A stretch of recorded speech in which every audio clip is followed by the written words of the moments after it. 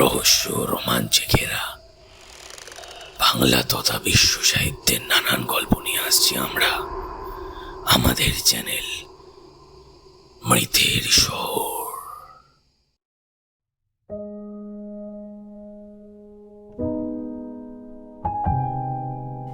ধূসর রোদ গায়ে মেখে জেগে রয়েছে কল্লোলিনী কলকাতা। মরা রোদ আর উত্তরে হাওয়ার দাপট রাস্তার লোকসংখ্যাকে নামিয়ে এনেছে প্রায় অর্ধেকে। তবে মহানগরীর সর্পিল রাস্তায় গতিময় জীবনের বাহকের যন্ত্রণার কোনো বিরাম নেই।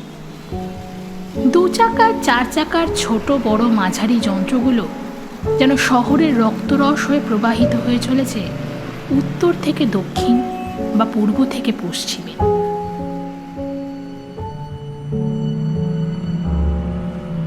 চলমান গাড়ির ভেতর থেকে উৎসাহী যুবকের চোখ গিয়ে পড়ে অলস রোদের ঝিমোনো শহরে। ড্রাইভার ভদ্রলোক নিদারুণ দক্ষতায় গাড়ির সারির পাশ কাটিয়ে ধেয়ে চলেছে গন্তব্যের দিকে।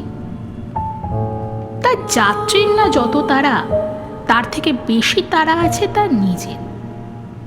প্রতিবেশী কমলা মাসি একটু আগেই সুখবরটা ফোনে দিয়েছে।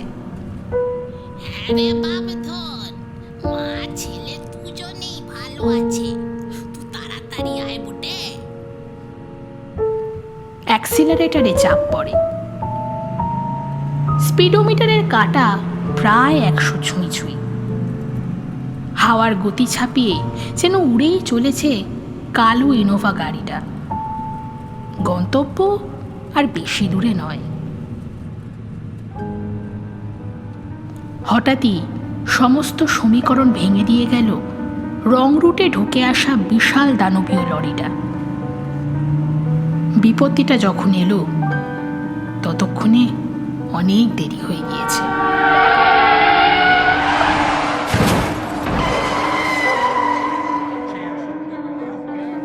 হই হই করে লোক ছুটে এলো চারপাশ থেকে। লরির ড্রাইভার ততক্ষণে পগার পার। ভিড়ের গোল বৃত্তের মাঝে কেবলই জেগে রয়েছে একটা তুবড়ে যাওয়া কালো ইনোভা গাড়ি, আর তার ভেতরে শীতের হালকা রোদের মরা আলো মেখে শুয়ে রয়েছে রক্ত স্নাত দুটো সদ্য মৃতদেহ।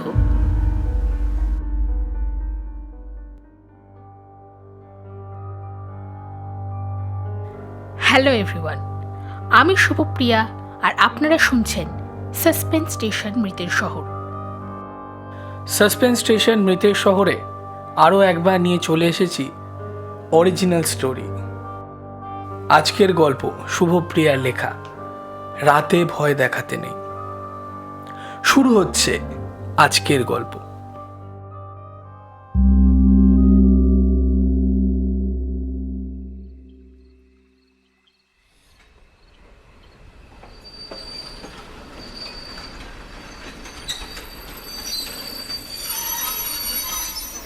ঘিস ঘিস শব্দ তুলে লোকাল প্যাসেঞ্জারটা যখন গোলন্দপুর স্টেশনে এসে দাঁড়ালো, আলাপনের ঘড়িতে তখন রাত 11:30। শীতের কুয়াশা গায়ে মেখে একলা স্টেশনখানা ঠিক ভূতের মতোই দাঁড়িয়ে রয়েছে যেন। প্ল্যাটফর্মে ইতিউতি 60 ওয়াটের আদ্যিকালের হলদেটে বাল্বের ল্যাম্পপোস্ট, তাতে আলোর থেকে বেশি অন্ধকার গাঢ় হয়। প্ল্যাটফর্মের অপর প্রান্তে বিস্তীর্ণ মাঠ অন্ধকার আর গাঢ় কুয়াশার চাদর জড়িয়ে দিব্যি ঘুমিয়ে পড়েছে। আর এই দুইয়ের মাঝে সিঙ্গেল গেজ লাইনের জোড়া সারি যেন হাত ধরাধরি করে পাড়ি দিয়েছে নিরুদ্দেশ যাত্রায়। আলাপনের সাথে আরও জনা 2 লোক নেমেছিল, কিন্তু স্টেশনের বালি আর কাঁকড় ফেলা পথ পেরিয়ে খোয়া ওঠা রাস্তা ধরে তারা যে কোথায় অদৃশ্য হলো, এই কুয়াশার মধ্যে আলাপন আর তা ঠিক ঠাহর করে উঠতে পারল না। ওরা অদৃশ্য হতেই সেই ঝিম ধরা স্টেশনে স্রেফ একা রয়ে গেল আলাপন সান্যাল।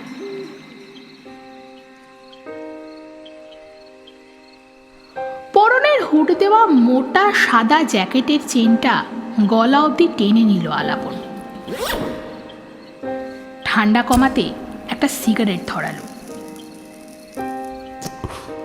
গোটা 2 টান মারতে মারতেই সেই বালি আর কাঁকড় ছড়ানো ঢালু পথটা বেয়ে আলাপন এসে দাঁড়ালো খোয়া ওঠা রাস্তায়। বাপরে কি ঠান্ডা রে, হাড় জমিয়ে দিল পুরো। ইসালা গ্রাম না হিল স্টেশন? রাস্তার একেবারে এক কোনায় সেই আদ্যিকালের ভেপরের ল্যাম্পোস্ট ছাড়া আর কোথাও আলোর কোনো চিহ্ন নেই। উঁচু নিচু মাঠ আর প্রান্তরের মাঝে কেবলই দেখা যাচ্ছে আগের বারের দেখা সেই কঞ্চির পাটাখানা। শেষবার যখন ও রিনার সঙ্গে এখানে এসেছিল তখন দেখেছিল লোকে ওখানে বাস বা টোটো ধরার জন্য অপেক্ষা করছে। তবে এখন জায়গাটায় একটা কুকুরও নেই। এমনটা যে হতে পারে এমন একটা আন্দাজ আলাপনের ছিল। তবে আন্দাজে মানুষ যতই নেগেটিভ ভেবে থাকুক না কেন, কোথাও যেন গিয়ে তারা আশা করে তাদের চিন্তাখানা যেন ভুল প্রমাণিত হয়। কিন্তু সেটা যখন হয় না, বিপত্তিটা হয় তখনই। আলাপন নিজের মনেই বলে উঠল, কি হবে এবার? শালা তখনই জানতাম আজ কপালে অশেষ দুর্ভোগ আছে। এ তো পুরো ভূতের গল্পের ব্যাকড্রপ দেখছি। এক ঝটকায় আলাপনের মনে পড়ে গেল ছোটবেলায় পড়া ওর সব থেকে প্রিয় ভূতের গল্পগুলোর কথা। সেই সমস্ত গল্প যেখানে এক দুপুর রাতে কোনো জনমানবহীন স্টেশনে এসে উপস্থিত হয় এক আগন্তুক। গন্তব্য হয়তো নিজের বাড়ি বা কোনো বন্ধু বা আত্মীয়ের, কিন্তু কোনো লোক বা যানবাহন নজরে পড়ে না। ঠিক সেই সময় অযাচিতভাবে এসে হাজির হয় একজন সঙ্গী। হতে পারে সেই আগন্তুকের চেনা জানা কেউ, অথবা সির্ফ অচেনা অপ্রত্যাশিত এক সাহায্যের হাত। সে আগন্তুককে আশ্বাস দেয় গন্তব্যে পৌঁছে দেওয়ার। শুরু হয় নির্জন যাত্রা। ধীরে ধীরে সেই সঙ্গীর আচরণ হয়ে ওঠে রহস্যময়।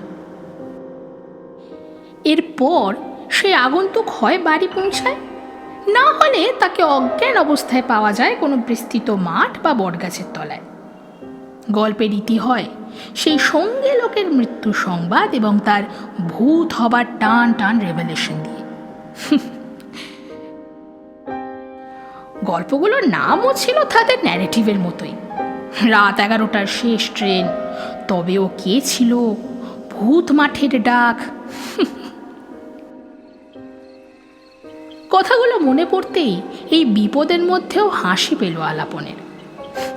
কি গোগ্রাসী না গিলতো সেই গল্পগুলো। অবশ্য সেই দিন তার ধারণাতেও ছিল না যে সে নিজে কোনোদিন এমন কোনো গল্পের পাত্র হয়ে দাঁড়াবে। নিজের পরিস্থিতির কথা মনে পড়তেই ফের গম্ভীর হয়ে উঠল আলাপনের মুখ। রিনার সাথে সেবার যখন এসেছিল তখন জায়গাটাকে এতটা গণ্ডগ্রাম বলে মনে হয়নি।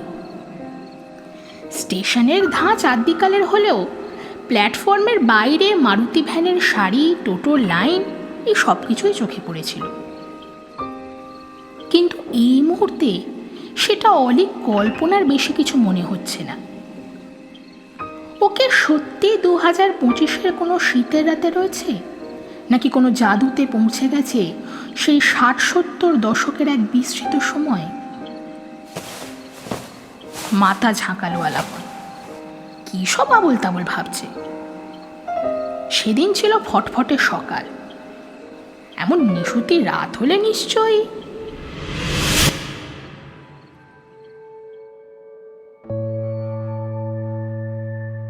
আলাপন হলো যাকে বলে একজন উঠতি পরিচালক, আরো গোদাভাবে বললে একজন ইন্ডিপেন্ডেন্ট ফিল্ম মেকার। তকমাটা যতটা না নিজের ইচ্ছায়, তার থেকেও বেশি ওর পরিস্থিতি ওকে পাইয়ে দিয়েছে। 2022-এ FTI থেকে পাস আউট করার পর সিনেপোকা আলাপনের পরিচালক হবার জার্নি শুরু। এ পর্যন্ত পরিবার ও বন্ধুবান্ধবদের বদান্যতায় এবং ক্রাউড ফান্ডিংয়ের সাহায্যে কটা শর্ট ফিল্ম বানিয়েছে আলাপন। ইউটিউব এবং বিভিন্ন সোশ্যাল মিডিয়া প্ল্যাটফর্মে সেগুলো প্রচারও হয়েছে এবং তার হাত ধরেই সিনেমা হলে ছোটোখাটো একটা পরিচিতি। কিন্তু আলাপন নিজে জানে that there is miles to go. বেশ কিছুদিন হলো ওর মাথায় একটা গোটা ফিচার ফিল্ম পরিচালনা করার ঝোঁক চেপেছে। চিত্রনাট্য লেখাও শেষ, গ্রামের ব্যাকড্রপে গল্প। ওর গুরু মানিকবাবুকে একটা ট্রিবিউট করে এ কাহিনী, কিন্তু ইচ্ছা থাকলেও অন্তরায় হয়ে দাঁড়ায় ফান্ডিং। বহু প্রযোজকের সঙ্গে কথা বলেছে আলাপন, কিন্তু এ পর্যন্ত সবই নৈবচ। ওদের দলে সাউন্ড ডিজাইনার কাম অডিও প্রোডাকশনিস্ট আশিস কদিন আগে একটা অফার নিয়ে এসেছিল। ভদ্রলোক নাকি আশিসের পাড়াতুতো কাকা। ইটভাটার ব্যবসা করে বেশ ভালোই আমদানি হয়, তবে ইদানিং তিনি একটু সম্মানজনক কিছুতে লগ্নির কথা ভাবছিলেন। ভদ্রলোককে অনেক ভুজুং ভাজুং দিয়ে আশিস রাজি করিয়েছে বটে, তবে ভদ্রলোক যে বাজেট স্যাংশন করেছেন তাতে তার সমস্যার সমাধান কোনোভাবেই হবে না। ওদের দলে অ্যাকাউন্টসের কাজ সামলায় যে সেই পার্থ অব্দি ফান্ডের এমন ঢনঢন অবস্থা শুনে জানিয়ে দিয়েছিল যে সেই টাকায় indoor artist, props, costume, camera, light, monitor, mic plus outdoor এত কিছু জাস্ট হবে না। আইদার অন্য কোনো রাস্তা ধরতে হবে, না হলে আপাতত প্রজেক্ট শেলফড। সেদিন কফি হাউসের সেই মিটিংয়ে সবাই যখন অলমোস্ট হাল ছেড়ে দিয়েছে, সেই সময় অভাবিতের মতো এসেছিল রিনার অযাচিত সাহায্যের আশ্বাস।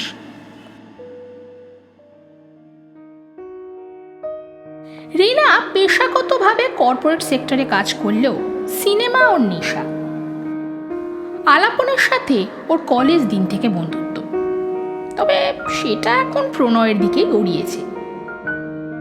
অ্যাক্টিভভাবে পার্টিসিপেট করতে না পারলেও সময় অসময়ে ও ওদের মিটিংয়ে অংশগ্রহণ করে, চেষ্টা করে যত সম্ভব সাহায্য করার। কখনো কখনো প্রোডাকশনের কাজও সামলায়। আলাপন যে এখনও হাল ছেড়ে দেয়নি তার একটা কারণ কিন্তু রিনার কন্টিনিউয়াস মোটিভেশন। সেদিনও এর ব্যত্যয় হয়নি। সব শুনে টুনে রিনা বলল যে ফান্ডিংয়ের ব্যাপারটা ও সামলে নেবে। ওর নাকি এক মামা আছে, ওর মায়ের পিস্তুত ভাই। ভদ্রলোক কলকাতায় ইম্পোর্ট এক্সপোর্টের ব্যবসা চালান, তবে সেটা নাকি স্রেফ দায়পড়ি। রিনার এই মামার আসল নেশা সিনেমা, এবং ভদ্রলোক বহুবার চেষ্টা করেছেন কোনোভাবে যেন এর সাথে যুক্ত হওয়া যায়, কিন্তু কোনোদিনই সেইভাবে সুযোগ হয়ে ওঠেনি। রিনা বলল, আরে মামা would love to be a part of this. Besides, উনি আমার কোনো কথাই ফেলেন না। শোন, আজই মামাকে জানাচ্ছি আমি। আই বিলিভ উনি রাজি হয়ে যাবেন। Just let me talk to him, ওকে?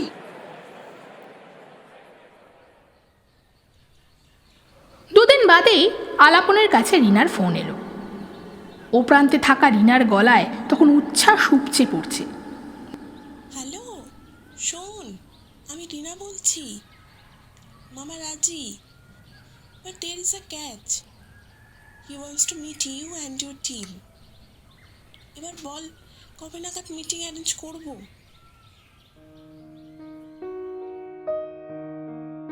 রিনা জানালো ওর মামা কলকাতায় থাকলেও ওনাদের আদি বাস গোলন্দপুরে।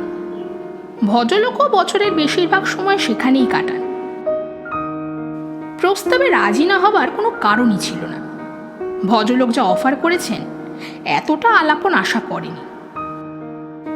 রিনার ফোন পাওয়ার 3 দিন বাদে রিনা সহ ওদের দলের বাকিদের সঙ্গে আলাপন গিয়ে পৌঁছেছিল গোলন্দপুর। গোলন্দপুর স্টেশনে নেমে গাড়ি করে প্রায় 40 মিনিটের রাস্তা রিনাদের মামার বাড়ি। ভদ্রলোক গাড়ি পাঠিয়েই রেখেছিলেন। সেই প্রথম আলাপনের গোলন্দপুর আসা। ভদ্রলোকের সিনেমা এবং ফিল্ম মেকিং নিয়ে প্রচুর পড়াশোনা আছে। বোঝাই যায় মনে প্রাণে একজন সিনেপ্রেমী ভদ্রলোক। আড্ডা গল্পের পাশাপাশি কাজের কথাবার্তাও সারা হয়ে গেছিল। ঠিক হলো দুদিনের মধ্যে কাগজ তৈরি করে এগ্রিমেন্ট সই করে তবেই ফেরা। এই দুটো দিন আলাপনরা গ্রামটা ঘুরে দেখেছিল, আর সেই ঘোড়া থেকেই আলাপন পেয়ে গেছিল ওর গল্পের গ্রাম। সিদ্ধান্ত নিয়েছিল ছবির আউটডোর শুট এখানেই হবে। রিনার মামাও একেবারে মাইডিয়ার ভদ্রলোক। আলাপনের কথা শুনে আউটডোরে থাকা খাওয়ার বন্দোবস্ত উনি করিয়ে দেবেন বলে কথা দিলেন। সেসব আজ প্রায় 6 মাস আগের কথা। কোথায় যাবেন বাবু? আচমকা গলার আওয়াজে চমকে উঠল আলাপন। চিন্তার রেশটাও কেটে গেল সঙ্গে সঙ্গে। পেছন ফিরতেই দেখল ওর অজান্তে কখন জানি একটা টোটো এসে দাঁড়িয়েছে। আওয়াজটা এসেছে সেই টোটোরই চালকের আসনে বসে থাকা একটা ছায়া মূর্তি থেকে। লোকটার আপাদমস্তক শীতের পোশাকে মোড়া, কেবল অনাচ্ছাদিত চোখ দুটো জুলজুল করে চেয়ে আছে নিশ্চিদ্র বর্মের বাইরে। বলছি কোথায় যাবেন বাবু? সর্দি বসা ঘরে গলায় ফের ভেসে এলো প্রশ্নটা। হাতে যেন চাঁদ পেল আলাপন। এই জানুয়ারির হাড় কাঁপানো শীতের এমন রাতে লোকের দেখা পাওয়া ভগবানের দেখা পাওয়ারই সমান। আকস্মিক ভাবটা কাটিয়ে তাড়াতাড়ি বলে উঠল, ভূদেব দাশগুপ্তের বাড়ি যাব, চেনেন? ভূদেব দাশগুপ্ত? ঘরে গলায় খানিক সংকোচ। ওই যে খেলার মাঠের পাশে রাধা মাধবের মন্দির পেরিয়ে লাল 3তলা বাড়ি, ওই যে বটতলা রোডের কাছে। রিনার মুখে গতবারে শোনা লোকেশনগুলো বুলি পড়ার মতো আউড়ে গেল আলাপন। রাধা মাধব মন্দির পেরিয়ে লাল 3তলা? ও, আপনি কুঞ্জবাড়ি যাবেন? তাই বলুন, ও বটতলা রোডের কাছে নয়, একটু ভেতরে। বসুন, আমি ওই দিকেই তো যাচ্ছি, আপনারে ঠিক পৌঁছে দিব। একটা স্বস্তির নিঃশ্বাস ফেলে সিটে গা এলিয়ে দিতেই ঢিমে তালে টোটোটা চলতে শুরু করলো অন্ধকার প্রান্তরের মাঝে খোয়া ওঠা রাস্তা ধরে। সিটে গা এলাতেই এক রাশ ক্লান্তি ভিড় করে এলো আলাপনের শরীরে। এই কমাস যা খাটুনি গেছে, এক সময় মনে হচ্ছিল বুঝি এ যাত্রা ওরার পরিচালক হওয়া হয়ে উঠল না। কিন্তু ঠিক শেষ মুহূর্তে এসে সবকিছু নিজেই কেমন করে যেন ঠিক হয়ে গেছে। এই 6 মাস আর্টিস্টদের সাথে কথা বলা, তাদের ডেটস নেওয়া, স্টুডিও ভাড়া নেওয়া থেকে শুরু করে সমস্ত কিছুর জন্য যে হারে দৌড়াদৌড়ি করতে হয়েছে আলাপনকে, তার জন্য এই ক্লান্তি বেমানান নয়। প্রাথমিক পর্যায়ের ইনডোর শুটগুলো সেরেই রেখেছে আলাপন, কিন্তু সমস্যা হচ্ছিল আউটডোর নিয়ে। কলা কুশলীদের ডেট পাওয়া যাচ্ছিল না কোনো মতেই। শেষটায় এই জানুয়ারিতে ডেট পেতেই কাল বিলম্ব না করেই আউটডোর শিডিউল করেছে আলাপন। মোট 6 দিনের কাজ করার কথা ওদের। কিন্তু সব অ্যারেঞ্জ করে রওনা হবার আগেই এলো ফের বিপত্তি। বাড়িতে এমার্জেন্সি দরকারে আলাপনকে রয়ে যেতে হলো। বাকি সবাইকে নিয়ে দলটা রওনা হয়ে গেল গোলন্দপুরের উদ্দেশ্যে। চিন্তার কিছুই ছিল না, রিনার মামা সব বন্দোবস্ত আগে থেকেই করে রেখেছিলেন। এছাড়া অনিমেষ তো ছিলই, প্রোডাকশন ম্যানেজার হিসাবে ছেলেটার জবাব নেই। তাও আলাপনের স্বস্তি মিলল না। ঠিক হলো যত তাড়াতাড়ি সম্ভব কাজ মিটিয়ে পৌঁছানোর চেষ্টা করবে আলাপন। যেদিন দলটা বেরিয়ে গেল সেদিনটা সারাদিন দৌড়ঝাঁপ করে সব কাজ সেরে নিল আলাপন। ইচ্ছা ছিল সকাল সকাল বেরিয়ে পড়বে, কিন্তু বিধিবাম ঘরে পাম্প মেশিন বিগড়ে প্রায় 2 ঘন্টা সেটাকে নিয়েই কাটল। এরপর স্নান খাওয়া সেরে বেরোতে বেরোতে দুপুর 1টা। বুক করা উবেরটাও এলো প্রায় 8 ঘন্টা দেরি করে। ড্রাইভারকে জিজ্ঞেস করাতে বলল গাড়ির সমস্যা। মাথা গরম হলেও রাইডটা ক্যান্সেল করলো না।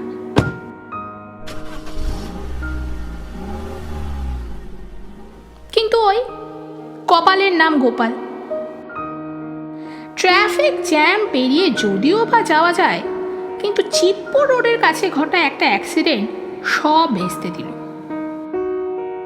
সেই অ্যাক্সিডেন্টে সবকিছু সরিয়ে রাস্তায় গাড়ি চলাচল উপযুক্ত হয়ে অবশেষে আলাপন যখন হাওড়ায় এসে পৌঁছালো, ট্রেন ততক্ষণে অলরেডি 1 ঘন্টার রাস্তা পেরিয়ে গেছে।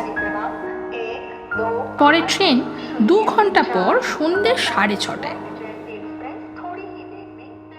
এদিকে রিনাকে যে এ ব্যাপারে কিছু জানাবে সেও ঘুরে বালি। দুপুরে বাড়ি থেকে বেরোনোর পরই ফোনখানা দেহ রেখেছে। কি হয়েছে ভগবানই জানে। সব রকম টোটকাই ট্রাই করে দেখেছে আলাপন। চার্জ দেওয়া, লং প্রেস, মাই ইউনিভার্সাল টোটকা মেনে পায়ের ওপর দুমদুম করে বার 2 ঠুকেছে পর্যন্ত।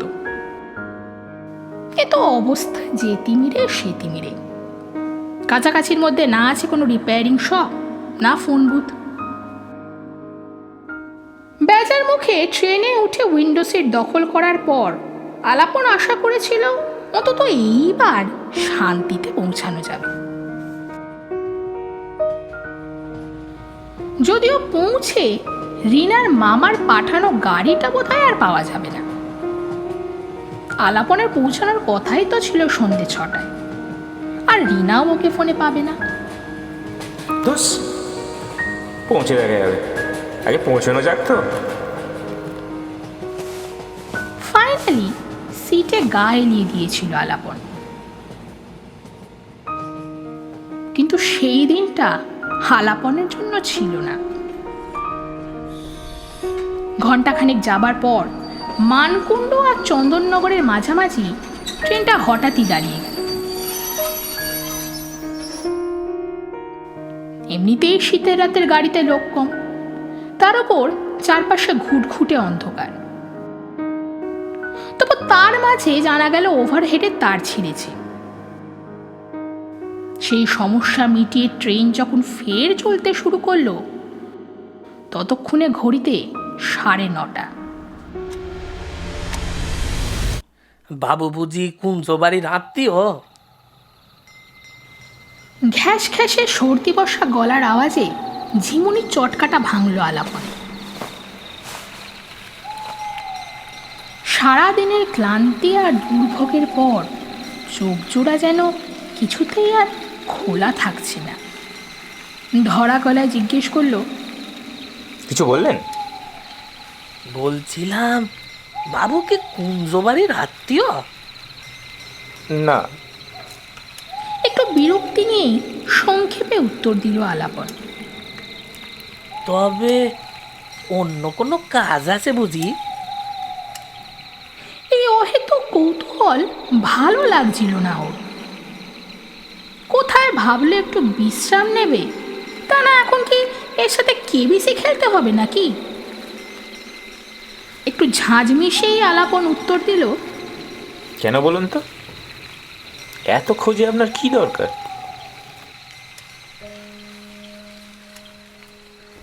এক মুহূর্ত দুপক্ষই চুপ। নিস্তব্ধতা ভেদ করে শুধু ঝিঝি পোকার আওয়াজ আর দূর থেকে একপাল শিয়ালের হুক্কা হুয়া রব ভেসে এল। মনে মনে জিভ কাটল আলাপন। এতটা রূঢ় ব্যবহার না করলেও পারত। আর কিছু না হোক, এত রাতে এর সাহায্য না পেলে আলাপনকে হয়তো ওই স্টেশনের ধারে রাস্তাতেই কাটাতে হতো সারা রাত।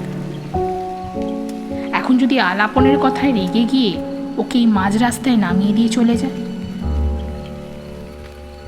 ঠাহর করার চেষ্টা করলো আলাপন। রেগে গেল নাকি লোকটা? টোটো টোটো তো এখনো একইভাবে সেই ঢিঙে তালেই চলছে।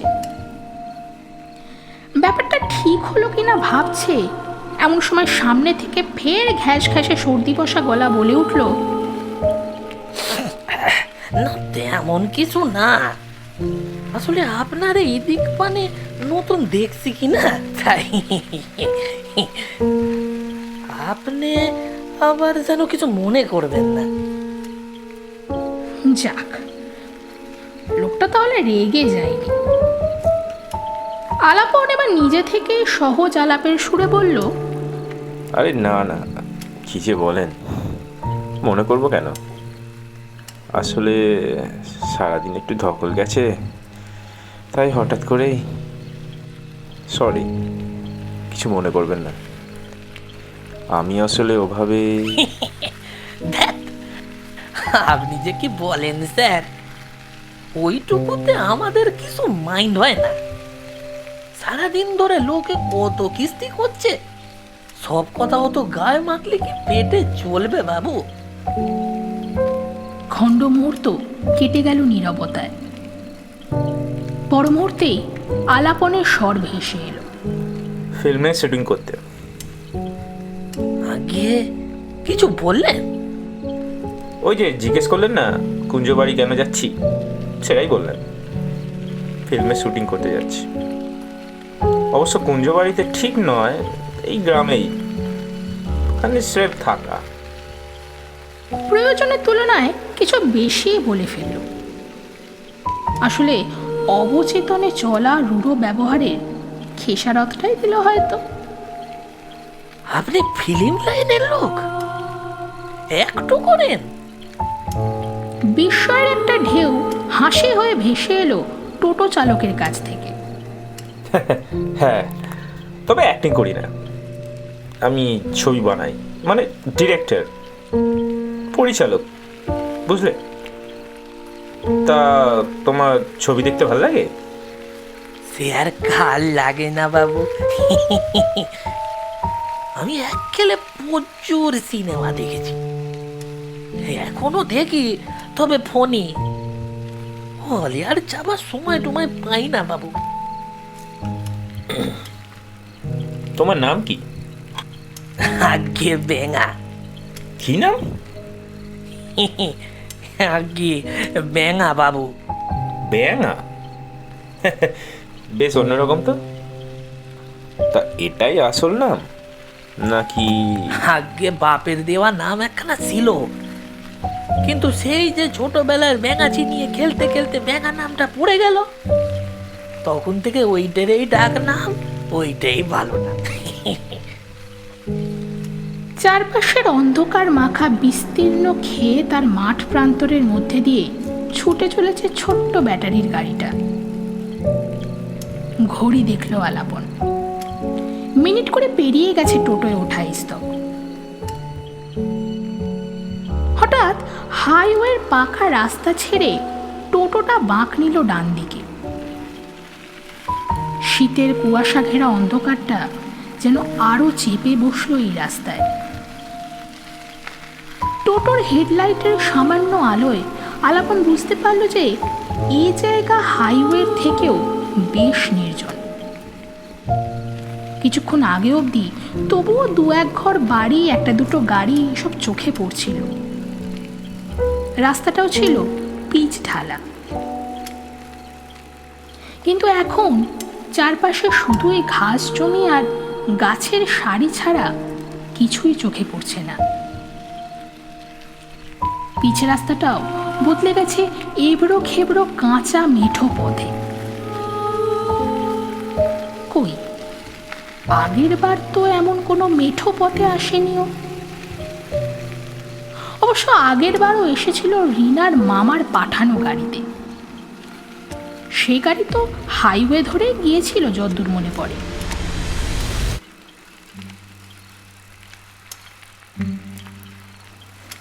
হঠাৎ কেন জানি আলাপনের ভয় করতে শুরু করলো।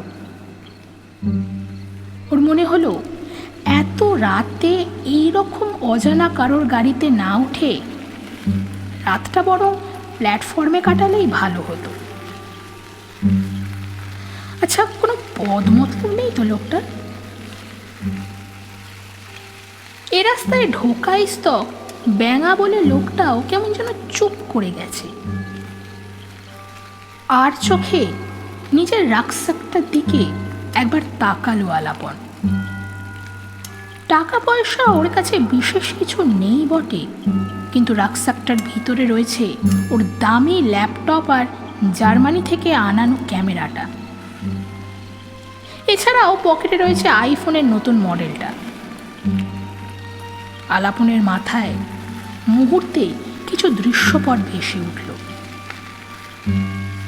এই লোকটা এখন যদি আলাপনকে এখানে খুন করে ওর জিনিসগুলো নিয়ে চম্পটও দেয়, তবে হাজার গলা চিরে চিৎকার করলেও একটা কেউ ওকে বাঁচাতে আসবে না।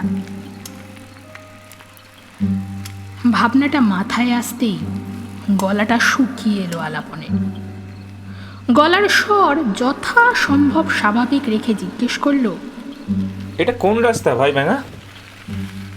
আগের বার তো এমন কোনো রাস্তায়। আর কুঞ্জবাড়ি কত দূর?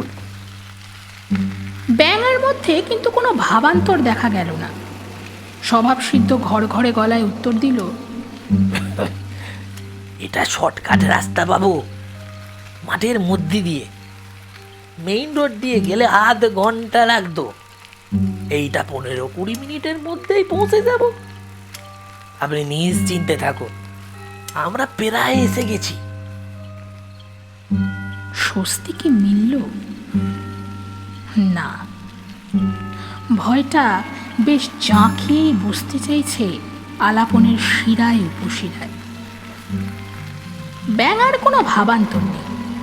সে ফুরফুরে মেজাজে একটা হিন্দি সুর ভাজতে ভাজতে দিব্যে টোটো চালাচ্ছে। এই অন্ধকারে ওই অল্প আলোয় এত স্মুথলি কি করে যে চালাচ্ছে লোকটা। আলাপনের হঠাৎই মনে হলো চারপাশের অন্ধকারটা যেন আরো গাঢ় হচ্ছে। হঠাৎ ওগুলো কি? গলা শুকিয়ে এলো আলাপনের। দেখলো ঝোপের মধ্যে থোকায় থোকায় ফুটে উঠছে হলদে আলোর জোড়া বলয়। ওগুলো শেয়াল বাবু। আচমকা উত্তর এলো টোটো চালকের দিক থেকে। ঘাম দিয়ে যেন জ্বর ছাড়লো আলাপনে। একটা স্বস্তির নিঃশ্বাস ফেলে খানিকটা নিজে থেকেই বলে উঠল, বুঝেছি, আসলে হঠাৎ করে। সে আমিও বুঝতে পেরেছি। আসলে আপনারা হলেন গিয়ে শহরের লোক, এমন বনে বাদারে জায়গায় শিয়াল দেখার অভ্যাস তো নাই। তবে শুধু শিয়াল নয়, শিয়াল, বুনো কুকুর, খটাস, বামবিড়াল, বাদুড়, চামচিকে এখানে সব আছে। আর এখন তো এদেরই সময়, বুঝলেন কি না? ব্যাগ থেকে বোতলটা বের করে ঢকঢক করে খানিকটা জল গলায় ঢাললো আলাপন। মাথাটা একটু বেশি গরম হয়ে গেছে। এতটা ভয়ের তো কোনো কারণ ঘটেনি,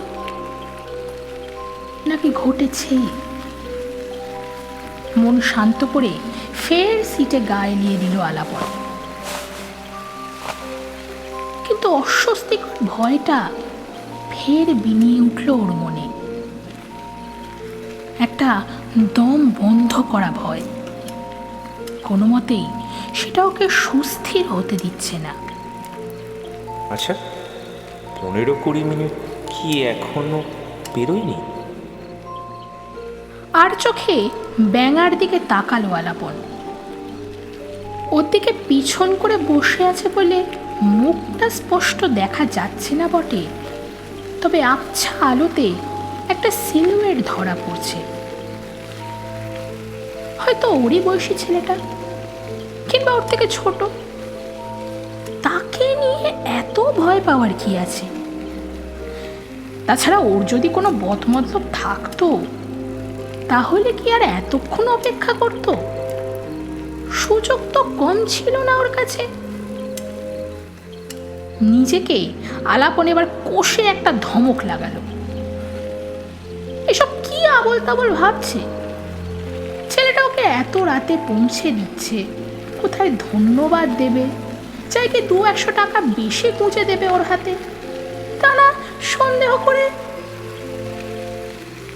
কিন্তু না, হাজারো প্রবোধ যুক্তি প্রতিযুক্তির দেওয়াল তুলেও ওর মনের মধ্যে ক্রমশ বাড়তে থাকা ভয়টাকে ঠেকাতে পারছে না মোটেই।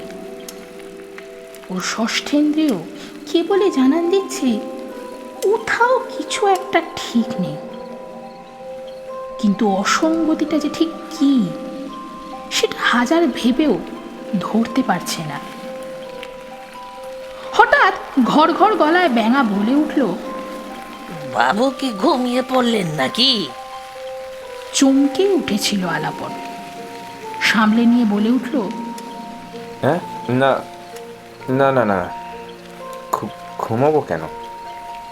না, অনেকক্ষণ হলো গলার আওয়াজ পাচ্ছি না, তাই ভাবলাম। আচ্ছা বেঙা ভাই, রাস্তায় তো একটাও টোটো নেই, তাহলে তুমি এত রাতে একা একা টোটো নিয়ে কি করছিলে? কোনো কাজ থেকে ফিরছিলে বুঝি? এক মুহূর্ত সব চুপ। পর মুহূর্তে ব্যাঙা গলায় তরল হাসি এনে বলল, কাজ?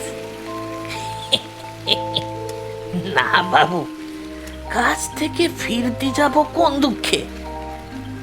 আমি তো এই টাইমে বেরোই টোটো নিয়ে, আজও বেরিয়েছি। এই শীতের রাতেও আলাপনের কপালে বিনবিন করে উঠল ঘাম। গলাখানা যতটা সম্ভব স্বাভাবিক রেখে সে বলল, এই টাইমে বেরো মানে? এত রাতে টোটো নিয়ে বেরিয়ে?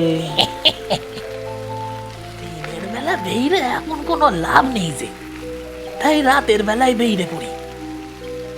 এককালে অবশ্যই বেরোতাম দিনে, রোজগার পাতিও মন্দ হতো না। তারপর দিনে বেরানোর প্রয়োজন ফুরিয়ে গেল। তবে কিনা দিব্য আসি, রাতের ফাঁকা রাস্তায় ঘুরে বেড়াই, মাঝে মধ্যে গলা খুইলা গান গাই। কোনো কোনো দিন আপনার মতন 1-2 সাওয়ারিও জুটে যায়, দুটো কথা হয়, ব্যাস, আর কি। ব্যাপারটা বুঝেও যেন বুঝতে পারছে না আলাপন। ধাঁধা লাগা গলায় জিজ্ঞেস করল, মানে? ফের শব্দ করে হেসে উঠল ব্যাঙা। মানে তাহলে বাবু আপনারে একটা গল্প বলি।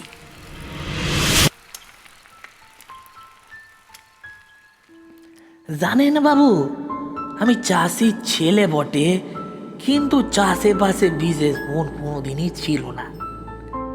পড়াশোনা করতে ভালো লাগতো, ইচ্ছা ছিল ভালো করে পড়াশোনা করে চাকরি করব, কলকাতা যাব, ভালো একটা ঘর বানাবো।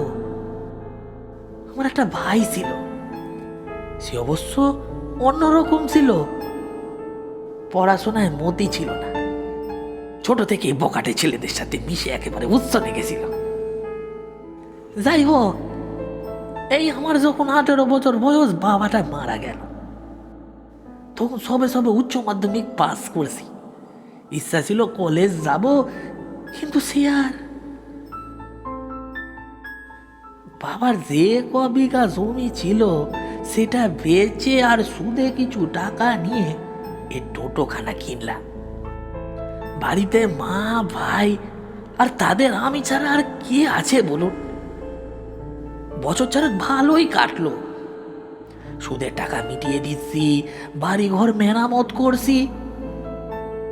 কেবল ভাইটাই যে দিন দিন বদলে যাচ্ছিল সেটাই বুঝতে পারিনি।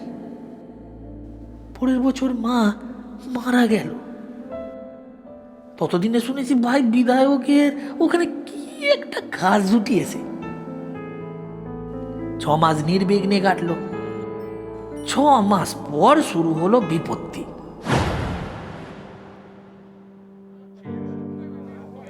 গ্রামের লোক ডেকে বিটে মাটি আলাদা করে দিল ভাই।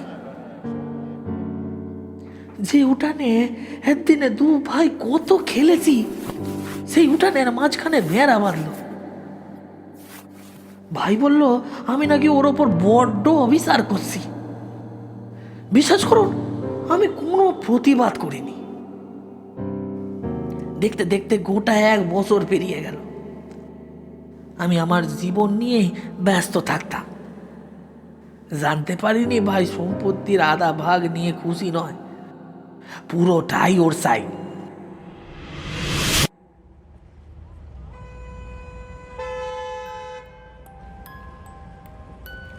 সেদিন কি একটা কাজে কলকাতা গেছিল।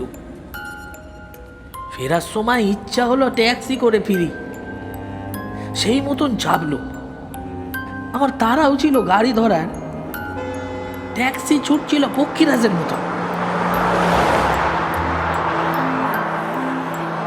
এইরকমই শীতকাল ছিল সেই দিন। রোদের তেজ নাই, কেমন যেন মোড়া মোড়া চারপাশে।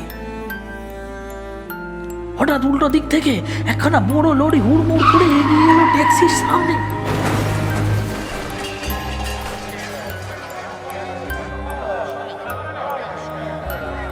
হঠাৎই মনে হলো মাথার উপর যেন মুগুর পড়ল। সারা শরীর জুড়ে 100টা হাড় ভেঙে চুড়ে কি কষ্ট সে। হাতে পায়ে মুখে কাঁচের ছোট ছোট টুকরো ঢুকে গেছে। ঝাপসা দৃষ্টিতে দেখলাম লোকের ভিড় হয়ে এসেছে। ভিড়ের মধ্যে একটা মুখ খুব চেনা লাগলো বাবু, ভীষণ চেনা। জন্মে থেকে দেখেছি কি না, 1 মুহূর্ত মাত্র। তারপর 2 চোখে নেমে এলো জন্মের আধার।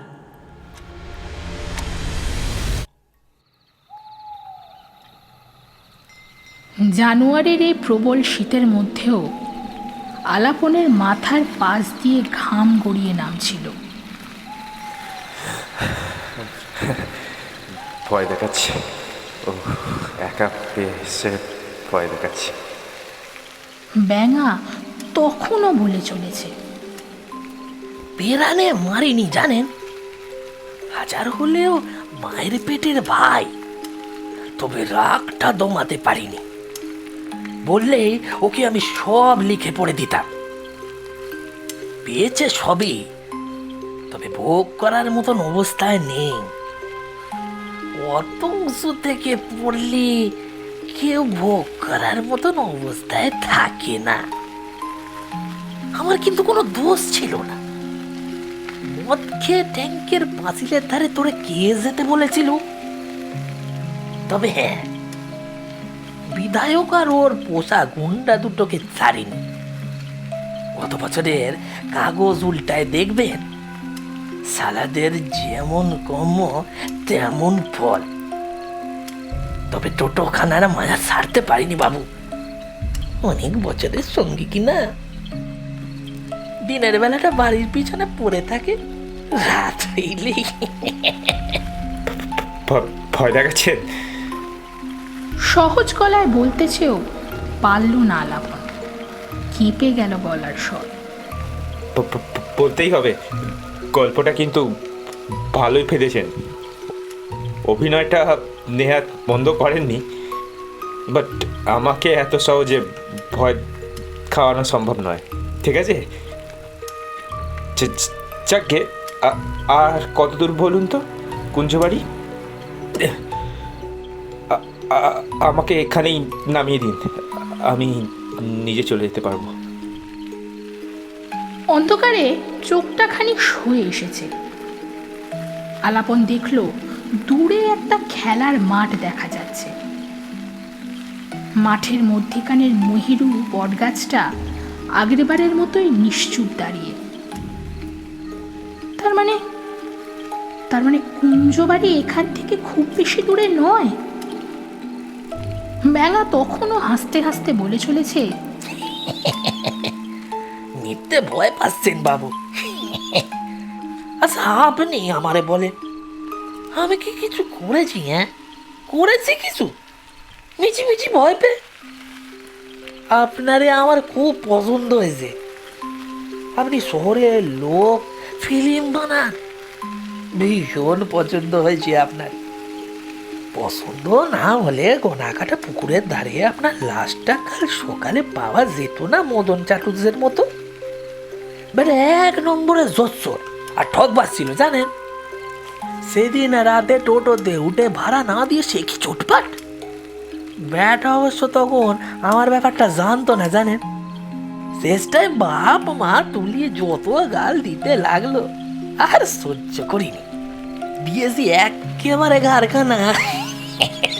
ফাজলামো হচ্ছে, থামাতে বললাম না টোটোটা? থামাও বলছি। অস্বাভাবিক জোরে চিৎকার করে উঠল আলাপন। ভয় আর রাগ মেশানো গম্ভীর গলায় বলল, আমি এখানেই নামবো। কি হলো, কথা কানে যাচ্ছে না? দাঁড় করাও বলছি। কথাটা শেষ করতে পারল না আলাপন। তীব্র ভয়ের একটা হিমেল স্রোত ওর শির দ্বারা বেয়ে নেমে স্থবির করে দিল ওর সমস্ত চেতনাকে। রাস্তার ধারে এতক্ষণ পর দেখতে পাওয়া হলুদ মরা আলোর রেশ তখন এসে পড়েছে টোটোর ভিতরে।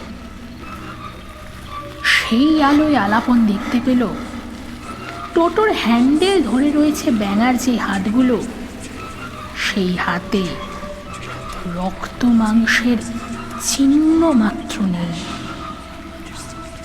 আদুল দুখানা কঙ্কালের হাত পরম মমতায় জড়িয়ে রয়েছে টোটোর স্টিয়ারিং আর ব্রেকটাকে। জুতোর তলায় টের পেল তরলের একটা ভিজে ভিজে স্পর্শ। সেটার রং যে কি আলাপনের বুঝতে বাকি রইল না। অস্ফুট একটা আর্তনাদ বেরিয়ে এলো ওর গলা ছিঁড়ে। তারপর শরীরের সমস্ত শক্তি দিয়ে নিজের শরীরটাকেও ছুঁড়ে দিল চলন্ত টোটোখানার বাইরে। ভাগ্যিস ঘাস জমির ওপর পড়েছিল, না হলে চোট হয়তো আরো মারাত্মক হতে পারত। হাঁটুর কাছটা এখনই ছিলে উঠে রক্ত পড়ছে, গোড়ালিটাও মুচকেছে বিশ্রী ভাবে। দাঁড়াতে গিয়ে যন্ত্রণায় কোকিয়ে উঠল আলাপন, কিন্তু না, এখন এসব নিয়ে ভাবলে চলবে না। পালাতে হবে।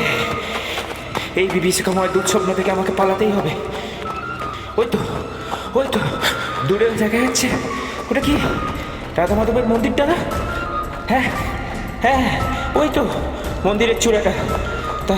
তার মানে দৌড়ের গতি বাড়িয়ে দিল আলাপন। ওই তো ডিনারের 3 তলা লাল বাড়িটা। এই যে এসে পড়েছি। আর একটু, আর তেষ্টায় গলা বুজে আসছে, তবুও ছুটে চলেছে। পেছনে তখনও ভেসে আসছে ব্যাঙার গলা। আরে ও বাবু, বাবু, ও বাবু, আরে দাঁড়া, ও বাবু পালাচ্ছেন কোথায়? ও বাবু।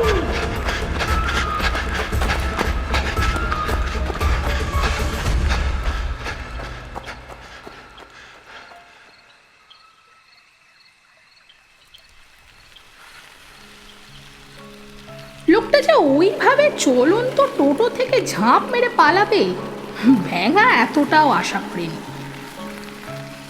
এতবার করে ডাকলো তবু থামলো না। খ্যাক খ্যাক করে হেসে উঠল ব্যাঙা। এই এক বদ অভ্যেস ব্যাঙার।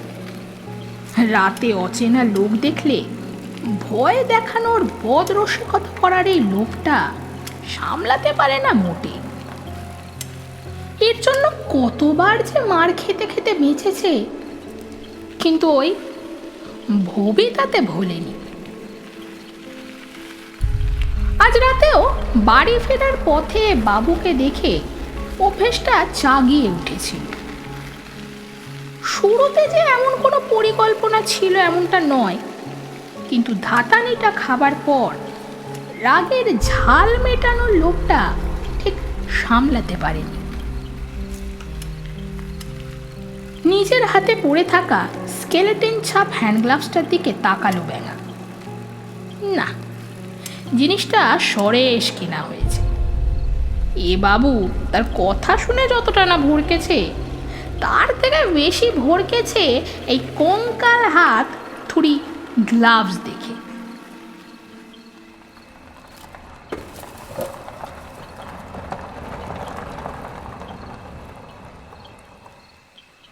কুঞ্জবাড়ির সামনে এসে টোটোটাকে দাঁড় করালো ব্যাঙা। বাবুর ব্যাগটা ফেরত দিয়ে ভাড়াটাও তো নিতে হবে। ভরকানোর খেসারত দরুন না হয় কিছু ডিসকাউন্ট দিয়ে দেওয়া যাবে, কিন্তু টাকাটা পাওয়া দরকার। গাড়ি থেকে নেমেই আশপাশটা দেখল ব্যাঙা। কই না, সে বাবুর তো টিকি পর্যন্ত দেখা যাচ্ছে না। এর মধ্যে বাড়ির ভেতর ঢুকে গেল নাকি?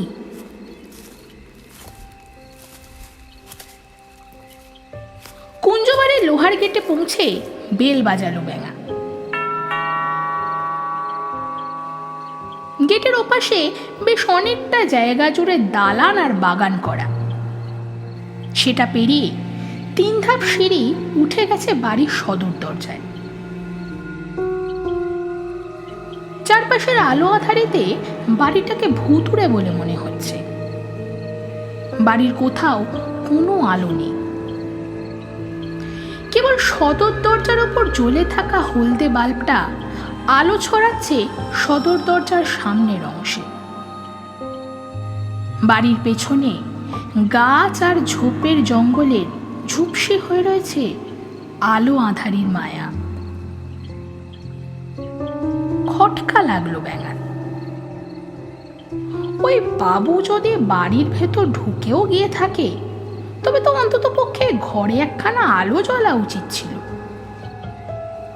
তবে কি সে বাবু বাড়ি চিনতে পারেনি? ভয় পেয়ে দৌড়াতে দৌড়াতে অন্য কোথাও চলে গেল না তো? ফের বেল বাজালো ব্যাঙা। কোনো সাড়া নেই। আবার বাজালো, তারপর আবার, সাথে চিৎকার করে হাঁক পাড়ল, কেউ আছেন? এতক্ষণে দরজার ওপারে আলো জ্বলে উঠেছে। জানলা দিয়ে চোখে পড়ছে কিছু ছায়া মূর্তির চলাচল। ব্যাঙা দ্বিগুণ জোরে ডেকে উঠল, বলি ভিতরে কেউ আছেন নাকি? একবার দয়া করে দরজাটা খুলুন না। এবার সদর দরজায় খুট করে একটা আওয়াজ হলো। পরক্ষণেই দরজা ফাঁক করে বেরিয়ে এলেন এক প্রৌঢ় ভদ্রলোক। তার পেছনে 2-3টে কৌতূহলী মুখ। সেই প্রৌঢ় ভদ্রলোক লোহার গেটের কাছে এসে বাজখাই গলায় বলে উঠলেন, তোমাকে তো ঠিক। কে তুমি? এত রাত্রে এখানে গোলমাল করছো কেন? আগে আমি ব্যাঙা, আমি গোলমাল করতে আসিনি। আসলে একটা জরুরি কথা বলার ছিল। আমি বেশি সময় নেব না, এবার গেটটা দয়া করে। ব্যাঙার ভয় করছিল। কি জানি ওর জন্য সেই বাবু আবার কোনো বিপদে পড়ল না তো?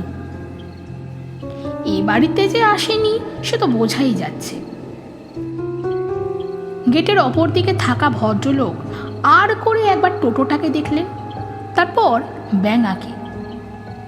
তারপর কি মনে হতে গেটের তালা খুলে ব্যাঙাকে ভেতরে এনে বললেন, ব্যাপার কি? কি এমন জরুরি কথা বলার আছে এই মাঝরাত্রে? ব্যাঙা বলল, আপনি আমার চিনবেন কিনা জানি না, আমি এইখানে ওই বটতলায় টোটো স্ট্যান্ড, ওইখানেই টোটো চালাই। আসলে আপনাদের একজন অতিথি কলকাতা থেকে এসেছিল, ওই স্টেশন থেকেই আমি ওনাকে নিয়ে এলাম আর কি। কিন্তু আপনাদের বাড়ি ঢোকার আগেই হঠাৎ করে ভয় পেয়ে টোটো থেকে লাফ মেরে পালালেন কোথায় কে জানে। সেই বাবুকে ভয় দেখানোর কথাটা আর ভেঙে বলল না ব্যাঙা। আগে তাকে পাওয়া তো যাক, তারপর কোনোভাবে ম্যানেজ দেওয়া যাবে খন। ওনার ব্যাগ পত্র সব আমার গাড়িতে পড়ে রয়েছে।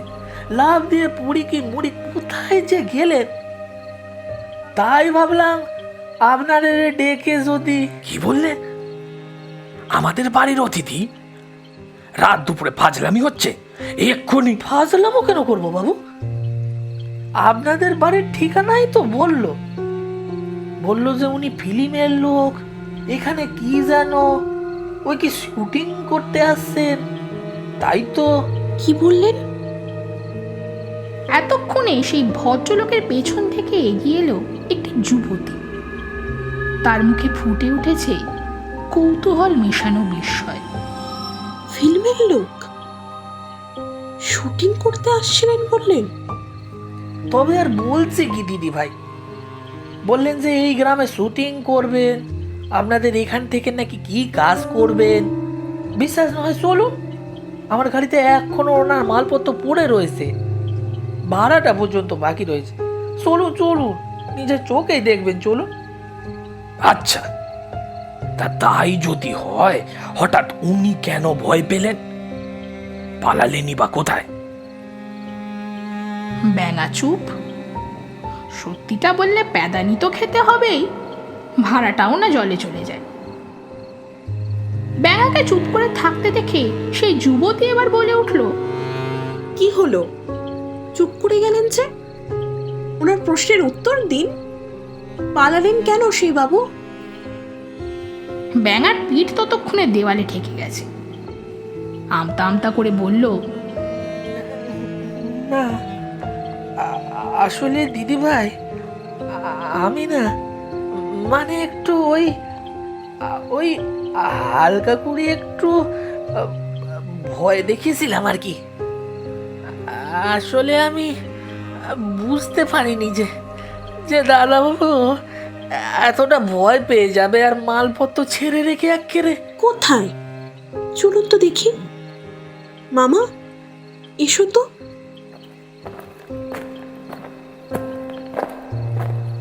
ব্যাঙার পিছু পিছু সেই যুবতী আর প্রৌঢ় ভদ্রলোক এসে হাজির হলো টোটোর সামনে। এই তো দেখুন না, ওনার ব্যাগ এখনো। হ্যাঁ, এ কি? টোটোর সিট তো একেবারে ভোঁ-ভা। ব্যাগ তো ছাড়, একটা সুতোও নেই সেখানে।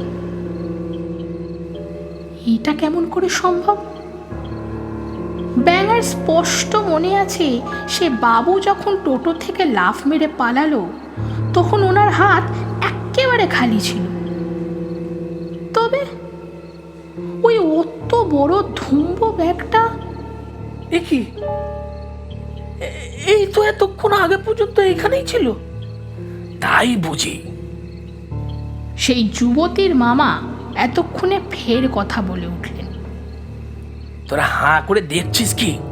পুলিশে ফোন কর, বল ভূদেব দাশগুপ্তর বাড়ি থেকে বলছি। পুলিশের ডান্ডা খেলে আসল কথা হর হর করে। কি জ্বালা, এর মধ্যে পুলিশ এলো থেকে। ব্যাঙার মাথা আর কাজ করছে না। হচ্ছেটা কি এসব? বিশ্বাস করেন, আরে বিশ্বাস করেন না, আমি সত্যি বলছি। সেই ফিল্মের বাবু রাতের গাড়ি থেকে নামলেন, আমাকে এখানে আসার জন্যই বললেন। আচ্ছা আপনি বলুন, আমি তাহলে এখানে এলাম কেন বলেন? ওনার সেই দুম্বো লাল ব্যাগটা নিয়ে। কি কি কি বললেন? কি বললেন? ধুম্বো লাল ব্যাগ? কথা এলো মেয়েটার দিক দিয়ে।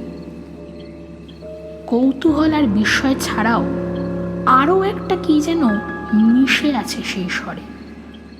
আচ্ছা আচ্ছা, ওই ব্যাগে কি কোনো কিচেন ঝুলছিল? ক্যামেরার মতো? হ্যাঁ, এতক্ষণে যেন কুটো খুঁজে পেয়েছে ব্যাঙা। এই তো ধরতে পারছেন, একদম ঠিক বলছেন দিদি ভাই। ছিল তো কিসেন। আমি যখন দাদাবাবুকে প্রথমবার দেখি, উনি ওইটা ধরে নাড়াচাড়া করছিলেন অস্থিরভাবে। তাহলে বুঝতে পারছেন তো আমি মিথ্যে কথা কইতেছি না। নিন চলুন, বাবুরে খুঁজে নিয়ে আসি। কত দূরই বা যাবেন? আসেন কাছাকাছি কোথাও, ওনাকে পেলি ভাড়াটা নিয়ে আমি। ওই ব্যাগ আরোর মালিক আপনার টোটোতে উঠতে পারে না। কি বলছেন দিদি ভাই? দিব্যি জল জ্যান্ত মানুষ টোটো চড়ি বসলো, গল্প করতে করতে এত দূর এলো, আর আপনি বলছেন কি না? হতে পারে না। আপনি যাকে নিয়ে এসেছিলেন, ভয় দেখালেন, আপনার সেই বাবু আমার বন্ধু আলাপন আজ দুপুরে রোড অ্যাক্সিডেন্টে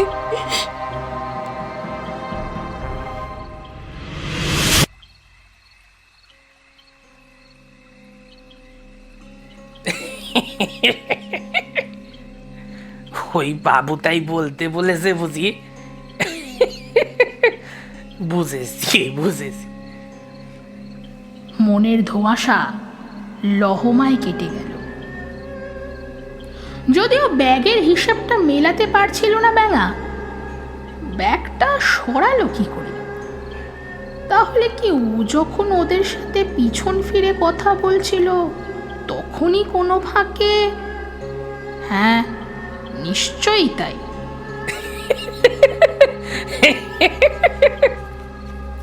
ও বাবু, বুঝতে পেরেছি, ঘাট হয়েছে আমার।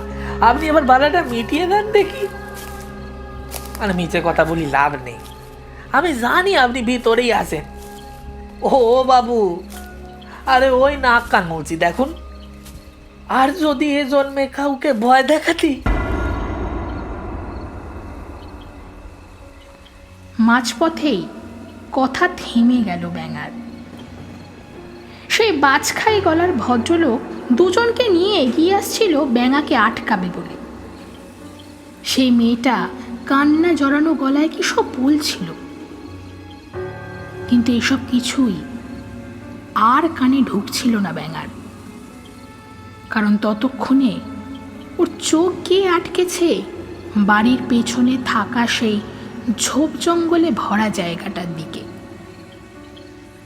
বাড়ির সামনে জ্বলে থাকা ল্যাম্পপোস্টের হলদে ভেপার আলোর কিছু অংশ গিয়ে পড়েছে সেই দিকে, আর সেই আলোর কিয়দংশে অন্ধকার কমার বদলে যেন আরো ঘনিয়ে উঠেছে। সেই অন্ধকার ঠেলে ঝুপসি আমগাছটার সামনে এসে দাঁড়িয়েছে একটা মূর্তি। তার গায়ে শীতের জন্য পরা হুড দেওয়া সাদা একটা জ্যাকেট, পরনে কালো রঙের জিন্স, কাঁধে তখনও ঝুলছে সেই ধুম্ব লাল ব্যাগটা। এই তো সেই দাদাবাবু, হুবহু এক চেহারা, কিন্তু হুবহু কি না, একটা পার্থক্য রয়েছে। বিস্ফারিত চোখে ব্যাঙা দেখল ছেলেটার মাথার সামনের ঝুলে থাকা লম্বা চুল বেয়ে চুঁইয়ে নেমে আসছে রক্তের একটা ধারা। দেখতে দেখতে ছেলেটার গোটা মুখ লাল হয়ে উঠল সেই রক্তে। ফোঁটা ফোঁটা রক্তে ভিজে উঠছে সাদা হুড দেওয়া জ্যাকেটখানা। হঠাৎ প্রচণ্ড যন্ত্রণায় বিকৃত হয়ে উঠল ছেলেটার মুখ। ব্যাঙা দেখল কিসের জানি এক অদৃশ্য অতি প্রাকৃত চাপে থেঁতলে গেল ছেলেটার মাথার খুলি ফেটে রক্ত মাখা সাদা হিলটা বেরিয়ে এলো অর্ধেক হয়ে। বাঁ চোখের মণিটা সেই অস্বাভাবিক চাপে ঠেলে বেরিয়ে এসে ঝুলতে লাগলো মুখে। সেই ঠেলে বেরিয়ে আসা চোখের মণি থেকে টপ টপ শব্দে রক্ত চুঁইয়ে এসে পড়ছে মাটিতে। হাসছে ছেলেটা, একটা অতীন্দ্রিয় অলৌকিক হাসি ছড়িয়ে পড়ছে সেই বেদনা ক্লিষ্ট থেতলে যাওয়া মুখমণ্ডলে। আর সহ্য করতে পারল না বেলা, তীব্র একটা চিৎকার গলা ছিঁড়ে বেরিয়ে এলো। তারপরই জ্ঞান হারালো।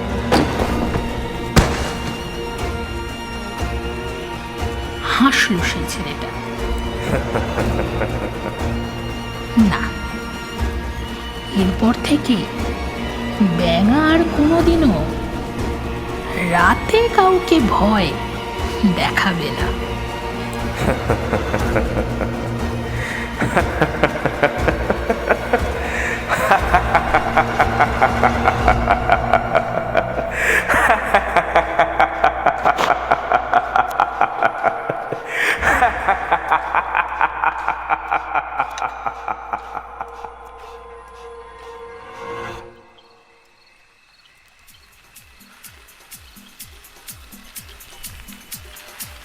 টোটোখানা বেশ জোরেই চালাচ্ছিল কানাই। চুমকির ওখানে নেশাটা একটু বেশি হয়ে গেছে। অবশ্য তাতে দোষ নেই, একে শীতের রাত, তাই টোটো। অ্যাক্সিডেন্টের সম্ভাবনা বা পুলিশের চক্কর নেই বললেই চলে। স্টেশন লাগোয়া আন্ডারপাসটা পেরোতেই ছেলেটাকে দেখতে পেল কানাই। মদের নেশায় ফচকেমিটা চুলকে উঠল। ব্যাটার ট্রেন নিকাত লেট করেছে। একে গাড়িতে তুলে একটু রগড় করতে পারলে মন্দ হয় না। রগড়ও হবে, ভাড়াও জুটে যাবে। কঞ্চির পাঠাখানার সামনে দাঁড় করালো কানাই। কোথায় যাবেন দাদা? মুখটা অল্প নিচু করলো ছেলেটা। কানাই দেখল ছেলেটার পরনে হুড দেওয়া একটা সাদা জ্যাকেট, চেনটা গলা পর্যন্ত টানা, পরনে কালো রঙের জিন্স আর কাঁধে একটা ধুম্বো লাল ব্যাগ। ব্যাগটার সামনের চেন থেকে একটা ক্যামেরা কিচেন ঝুলছে। নিচু গলায় ছেলেটা বলল, ভূদেব দাশগুপ্তের বাড়ি যাব, চেনেন?